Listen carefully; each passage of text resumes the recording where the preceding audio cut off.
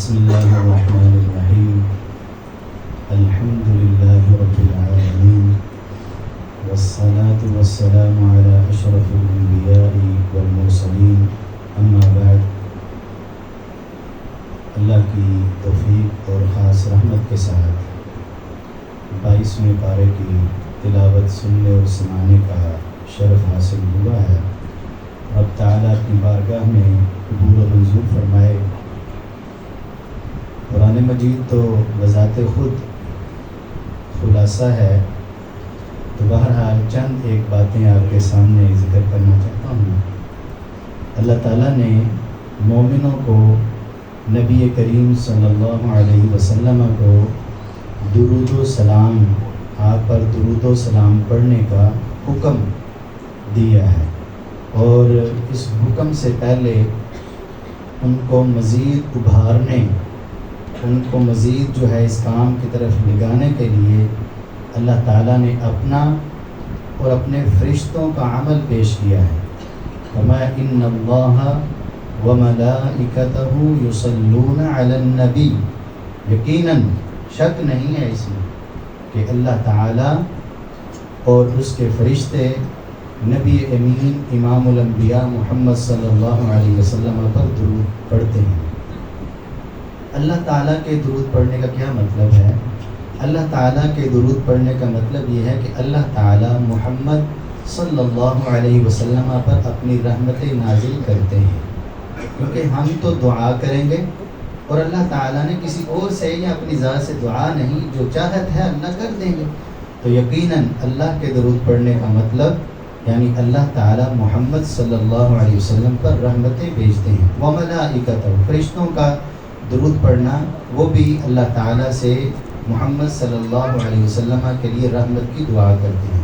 تو مومنوں، اس عظیم کام میں تم بھی شامل ہو جاؤ، اس عظیم کام کا تم بھی حصہ بن جاؤ جس عظیم کام میں رب کائنات خود شامل ہے۔ یا ایھا الذین آمنوا صلوا علیہ وسلموا تسلیما، اے ایمان والو محمد صلی اللہ علیہ وسلم پر درود بھیجو اور آپ علیہ الصلوۃ والسلام پر سلام بھیجو۔ جو ہم نبی امین صلی اللہ علیہ وسلم کا نام مبارک سنتے ہیں تو ہم کہتے ہیں صلی اللہ علیہ وسلم، اللہ تعالیٰ ہمارے نبی صلی اللہ علیہ وسلم پر رحمتیں بھیج اور آپ پر سلامتیاں بھیج۔ اس میں ایک تو اللہ تعالیٰ کے حکم کی تعمیل ہے، دوسرا انسان جب نبی کریم صلی اللہ علیہ وسلم پر درود بھیجتا ہے تو اس کو ذاتی طور پر بھی بہت فوائد حاصل ہوتے ہیں۔ ان میں سے ایک فائدہ، اگر آپ نبی صلی اللہ علیہ وسلم پر ایک مرتبہ درود پڑھتے ہیں تو اللہ کی رحمت میں سے 10 رحمتیں آپ پر نازل ہوتی ہیں۔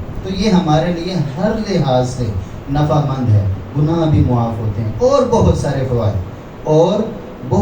فوائد ہیں۔ تو اس طرح اللہ تعالیٰ نے قرآن مجید میں یہی سورۃ احزاب میں اس کی آیت نمبر جو ہے وہ 70 ہے، یا ایھا الذین آمنوا اتقوا اللہ، مومنو اللہ سے ڈرو، ڈر رہے ہیں، کیا کرنا ہے؟ وقولوا قولا سدیدا، سیدھی بات کہنی ہے، اپنی زندگی کا یہ اصول اور معمول بناؤ کہ بات سیدھی کرنی ہے۔ تو ذہن میں خیال آتا ہے بات سیدھی کریں گے تو رشتہ داریاں خراب ہوں گی، تعلقات برباد ہوں گے، تجارت میں نقصان ہوگا اور بہت سارے نقصانات۔ جھوٹ بول کے جان چھوٹ جاتی ہے، ذلت سے بچ جاتی، انسان بچاؤ کر لیتا ہے، معاملات کو سلجھا لیتا ہے ہاں، وقتی طور پہ سلجھاتے ہیں نا لوگ، لیکن اللہ فرماتے ہیں کہ اس طرح نہیں سلجھتے۔ سچ بولنے سے آپ کے معاملات سلجھیں گے۔ یصلح لکم اعمالکم ویغفر لکم ذنوبکم، سچ بولو گے وقتی طور پر مشقت آئے گی، لیکن جب آپ کو پتا ہوگا میں نے سچ بولنا ہے، آپ غلط کام کرو گے ہی نہیں۔ جب انسان کو پتا ہے میں نے اپنے فلاں دوست سے، بھائی سے، رشتہ دار سے، عزیز سے، بڑے سے، چھوٹے سے ملنا ہے اور میں نے سچ بولنا ہے، تو انسان اس ذلت سے بچنے کے لیے پہلے خرابی سے بچ جاتا ہے۔ تو یہ آپ نوٹ کریں گے تو یہ بات آپ کو سمجھ آئے گی کہ جب پتہ ہے کہ میں نے سامنے کھڑے ہونا ہے اور مجھ سے بات پوچھی جانی ہے، تو میں نے اگر سستی کی، خرابی کی، غلط بیانی تو میں نے کرنی نہیں، تو پھر کیا ہوگا؟ انسان ذلت سے بچے گا، برے کام سے بچے گا۔ یصلح لکم اعمالکم، تمہارے معاملات درست ہو جائیں گے۔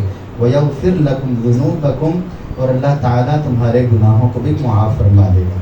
وَمَن يُطِعِ اللَّهَ وَرَسُولَهُ جو اللہ اور اس کے رسول کی اطاعت و فرما برداری کرتا ہے فَقَدْ فَازَ فَوْزًا عَظِيمًا وہ کامیاب ہوتا ہے، عام کامیاب نہیں، بہت بڑی کامیابی کو وہ پا لیتا ہے. اس کے علاوہ اللہ تعالیٰ نے اپنی توحید کے کافی سارے دلائل دیے ہیں کہ نفع و نقصان کا مالک کون ہے، رزق کا مالک کون ہے. نبی کریم صلی اللہ علیہ وسلم کو ساری کائنات کے لیے نبی اور امام بنا کے بھیجا ہے، آپ کو آخری نبی بنا کر بھیجا ہے. کافروں نے جب قیامت کا دن ہوگا اللہ تعالیٰ نے نقشہ کھینچا ہے کہ کاش آپ دیکھیں قیامت کے دن یہ جو اللہ تعالیٰ کی نافرمانی کرنے والے اور ان کے پیچھے لگ کر اللہ کی نافرمانی کرنے والے. ہمارے ہاں دیکھا دیکھی بہت برائیاں ہوتی ہیں، دیکھا دیکھی بہت خرابیاں ہوتی ہیں، پتہ ہے کہ یہ غلط ہے لیکن یہ رواج ہے نا، آج کل فیشن ہے نا. آپ کس جگہ پہ رہ رہے ہو، کیا سوچ رکھتے ہو آپ؟ ہاں اس وجہ سے ہم بہت خرابیاں کرتے ہیں. اللہ فرماتے ہیں یہ تو دنیا میں تم کرتے ہو، لیکن جب قیامت میں ایک دوسرے کے آمنے سامنے اللہ کی عدالت میں کھڑے ہوں گے تو پھر یہ ایک دوسرے کو الزام ٹھہرائیں گے. وہ کہیں گے ہم تمہاری وجہ سے گمراہ ہوئے. انہوں نے کہا ہم تمہیں پکڑ کے لگا رہے تھے تمہاری خرابی پر. ہاں جی تم آزاد تھے، ہمارے غلام تھوڑے تھے، ہم نے کہا تھا ہمارے پیچھے لگو. ہم ایک دوسرے کو جو ظاہری شان و شوکت دنیاوی لحاظ سے لوگ اپنانے والے ہیں، ہم ان کو اپنا ماڈل بنا لیتے ہیں، ان کے پیچھے چلنے کی کوشش کرتے ہیں کہ ہم بھی دنیا میں نمایاں نظر آئیں یا بڑے جو ہے وہ آگے بڑھے ہوئے لوگ جو ہیں وہ نظر آئیں، موڈریشن میں چلے جائیں. آج ہم جو ہے بڑا دنیا کے ساتھ جو ہے وہ آگے بڑھ کر زندگی جی رہے ہیں. تو یہ ذہن میں رہنا چاہیے اللہ تعالیٰ نے دنیا کی نعمتیں حرام نہیں کی ہیں. قُلْ مَنْ حَرَّمَ زِينَةَ اللَّهِ الَّتِي أَخْرَجَ لِعِبَادِهِ وَالطَّيِّبَاتِ مِنَ الرِّزْقِ نہ اللہ تعالیٰ نے پاکیزہ کھانے حرام کیے ہیں، نہ اللہ تعالیٰ نے دنیا کی زیب و زینت حرام کی ہے. لیکن ہمیں یہ ذہن میں رکھنا ہے اس زیب و زینت کو یا ان کھانوں کو یا دنیا کی آسائشوں کو لیتے ہوئے ہم رب تعالیٰ کو ناراض نہ کر بیٹھیں. تو پھر اس دن جو ہے سوائے افسوس کے کوئی انسان کے لیے چارہ نہیں ہوگا. سورۃ الفاطر، فاطر پیدا کرنے والا، یہ ایک سورت ہے. اس میں اللہ تعالیٰ نے انسان کو بہت جھنجھوڑا ہے، عقل دلائی ہے، انسان کی عقل کے ساتھ کچھ باتیں کی ہیں. فرمایا الحمدللہ الذی فاطر السماوات والارض جاعل الملائکۃ رسلا. اللہ تعالیٰ کا شکر ہے، تعریف اس رب کی ہے جس نے آسمانوں اور زمین کو پیدا کیا، فرشتوں کو اپنے پیغام رسا بنایا. اور وہ فرشتے اولی اجنحۃ مثنی و ثلاث و رباع، ان فرشتوں میں سے کسی کے تین، کسی کے دو، کسی کے چار پر ہیں. یزید فی الخلق ما یشاء، جس کے چاہتا ہے اللہ تعالیٰ خلقت میں جتنا مرضی چاہتا ہے. جبریل کے کتنے پر تھے جب نبی کریم صلی اللہ علیہ وسلم دیکھا؟ 600. تو سبحان اللہ. تو بہرحال فرمایا یزید فی الخلق ما یشاء ان اللہ علی کل شیء قدیر. ما یفتح اللہ للناس من رحمت فلا ممسک لها، جو اللہ تعالیٰ اپنی رحمت کسی پر کھول دیں تو دنیا کائنات میں کوئی اس کو بند نہیں کر سکتا. وما یمسک فلا مرسل له من بعد، اور جس دروازے کو اللہ بند کر دیں دنیا کائنات میں سارے مل کر زور بھی لگا لیں تو اس کو کھول اللہ کی رحمتوں کا حصول اس کے اللہ کے حکم کے بغیر ممکن نہیں ہے. وَهُوَ فَلَا مُرْسِلَ لَهُ مِن بَعْدِهِ وَهُوَ الْعَزِيزُ الْحَكِيمُ. اللہ غالب ہیں اور پر حکمت ہیں، ظلم کسی پر نہیں ہے. دانائی پر اور حکمت عملی پر اللہ تعالیٰ کے جو کام ہیں وہ حکمت عملی پر مبنی ہیں. فرمایا یا ایھا الناس اذکروا نعمت اللہ علیکم، لوگوں اللہ کی ناشکری نہ کرو، اللہ تعالیٰ کی جو تمہارے اوپر نعمتیں ہیں ان کو یاد کرو، ان کو یاد کرنا چاہیے. ہاں جی انظروا الی من هو تحتکم ولا تنظروا الی من هو فوقکم ذلک اجدر الا تزدروا نعمت اللہ علیکم. اپنے سے نچلے کو ہمیشہ دیکھو. ہاں جی آپ کی ٹانگ زیادہ قیمتی ہے یا کار؟ ہاں جی سوچا جائے ایک کار جو ہے جو 50 لاکھ 1 کروڑ کی ہے یا انسان کی ٹانگ زیادہ قیمتی ہے؟ تو جب اللہ نے آپ کو ٹانگ دی ہے تو وہ اس سے بہت قیمتی ہے، اس پر اللہ کا شکریہ ادا کرنا چاہیے. اور بہت ساری چیزیں. تو اللہ کی نعمتوں کو شکریہ اور اپنے سے نچلے لوگوں کو دیکھیں گے تو شکر گزاری آپ کے اندر بکثرت اور دل سے پیدا ہوگی کہ یا اللہ آپ کا شکر ہے کہ آپ نے مجھے یہ نعمتیں عطا کی ہیں. فرمایا هل من خالق غیر اللہ، کیا اللہ کے علاوہ بھی ہے جو تمہیں یرزقکم من السماء، آسمان سے رزق کے کوئی اسباب پیدا فرمائے، والارض، اور زمین سے جو اناج اگاتا ہے، کوئی ہے اللہ کے علاوہ؟ لا الہ الا ہو فانا تؤفکون، جب اللہ ہی یہ کام فرماتا ہے تو کہاں بہکائے جا رہے ہو، کہاں پھر رہے ہو آپ؟ وَإِن يُكَذِّبُوكَ فَقَدْ كُذِّبَتْ رُسُلٌ مِّن قَبْلِكَ، پیغمبر اگر یہ آپ کی بات کو جھٹلا دیں، نہ مانیں، اکڑ جائیں، تکبر اور غرور کی آگ میں یہ کھیل رہے ہوں، فرمایا آپ سے پہلے رسولوں کو بھی جھٹلا دیا گیا۔ وَإِلَى اللَّهِ تُرْجَعُ الْأُمُورُ، بالآخر کیا ہوگا؟ قیامت کے دن اٹھنا ہے اور پھر سب نے اللہ کو جواب دینا۔ یا ایھا الناس، اے لوگو، یہاں مومنوں کو نہیں، پوری دنیا کی انسانیت کو اللہ تعالیٰ نے مخاطب فرمایا ہے۔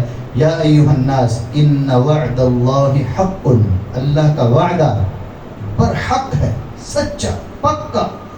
فلا تغرنکم الحیات الدنیا، یہ دنیا کی زندگی اور یہ رنگینیاں تمہیں دھوکے میں نہ ڈال دیں۔ یہ آیت اگر انسان روزانہ صبح اٹھ کے رات کو سونے سے پہلے ایک مرتبہ پڑھے اور غور کرے، وہ اپنی زندگی میں ہمیشہ کے لیے نمایاں فرق پائے گا۔ یا ایھا الناس ان وعد اللہ حق فلا تغرنکم الحیات الدنیا، دنیا کی زندگی، یہ آسائشیں، یہ مال و دولت میں ایک دوسرے سے آگے بڑھنا، بڑے بڑے بنگلے تعمیر کرنے کے لیے پوری سازشیں، کوششیں اور پلاننگز کرنا، یہ سارے بڑے بڑے مقاصد حاصل کرنے کے لیے پوری انسان کی زندگی لگا دینا۔